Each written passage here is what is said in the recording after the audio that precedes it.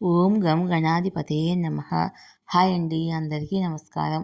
మనం ఇప్పుడు ఈ వీడియోలో శివలింగానికి వస్తువును సమర్పించాలంటే మీకున్న దోషాలన్నీ తొలగిపోతాయి.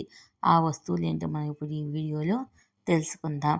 ఈ వీడియో కనుక మీకు నచ్చినట్లయితే లైక్ చేయండి, షేర్ చేయండి, సబ్స్క్రైబ్ చేసుకోండి. ఈ వీడియో లాస్ట్ వరకు స్కిప్ చేయకుండా చూడండి. ఇలా చేయడం వల్ల ఈ వీడియో మరి కొంతమందికి రీచ్ అవుతుంది. Please subscribe me, support me. Thank you for watching. శివుడికి అత్యంత ప్రీతికరమైన మాసాల్లో కార్తీక మాసం ఒకటి.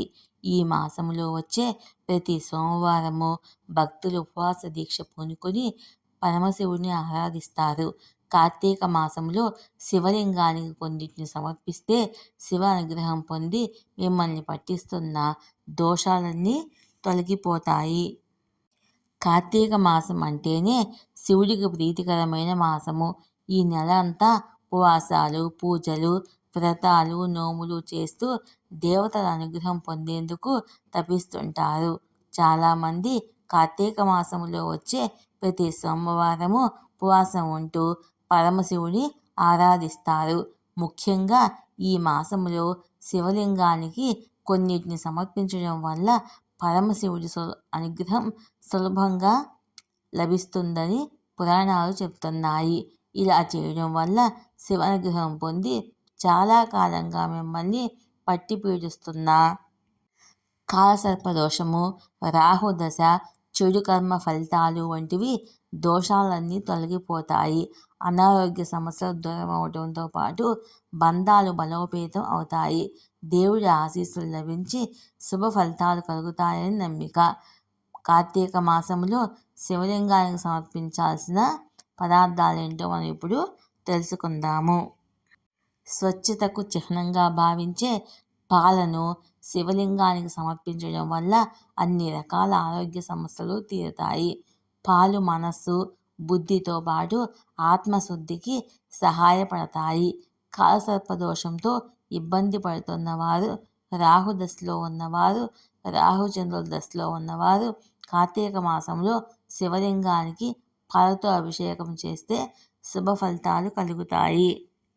పరమశివుడికి పంచభక్ష పరమాన్నాలు కలిగించని ఆనందము బిల్వపత్రంలో కలుగుతుందట. కార్తీక మాసంలో శివలింగానికి బిల్వపత్రాలు సమర్పించడం వల్ల పాపాలన్నీ తొలగిపోయి మోక్షం కలుగుతుందని చెప్తారు. తీయదనానికి, సంపదకు తేనె ప్రతీకగా చెప్తారు. పరమశివుణ్ణి ప్రసన్నం చేసుకోవాలంటే కార్తీక మాసంలో శివలింగానికి తేనెతో అభిషేకం చేయాలి. ఇలా చేయడం వల్ల సంతోషము, ఆర్థిక వృద్ధి కలుగుతాయి. పెరుగుతో అభిషేకం చేయడం వల్ల అదృష్టం, సమృద్ధి కలుగుతాయి.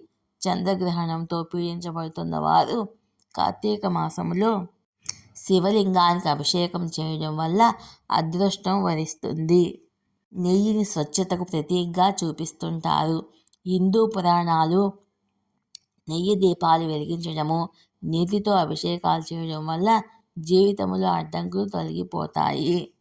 కార్తీక మాసంలో నెయ్యితో శివలింగాన్ని అభిషేకించడం వల్ల మీ కష్టాలన్నీ తీరిపోతాయి. చెరుకు రసంతో దేవుళ్ళని పూజించడము శుభప్రదంగా భావిస్తారు.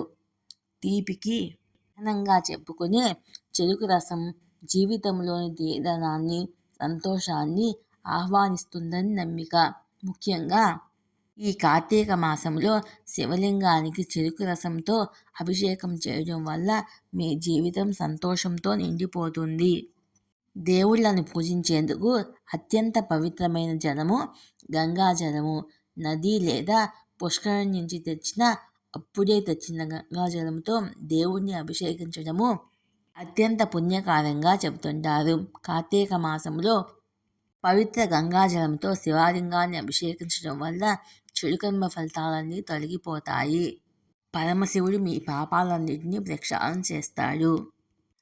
గంధం శాంతికి, శ్రేయస్సుకు ప్రతీక. కుజదోషంతో ఇబ్బంది పడుతున్న వారు కార్తీక మాసంలో శివలింగానికి ఎర్రచందనంతో అభిషేకం చేయడం వల్ల దోషాలు తొలగిపోయి శాంతి చేకూరుతుందని పురాణాలు చెప్తున్నాయి. భక్తికి, స్వచ్ఛతకు ప్రతీక ఇత్ర. కార్తీక మాసంలో శివలింగానికి ఐత్రాతో అభిషేకం చేయడం వల్ల ప్రేమ వైవాహిక జీవితము బలపడతాయని శివపురాణం చెప్తుంది.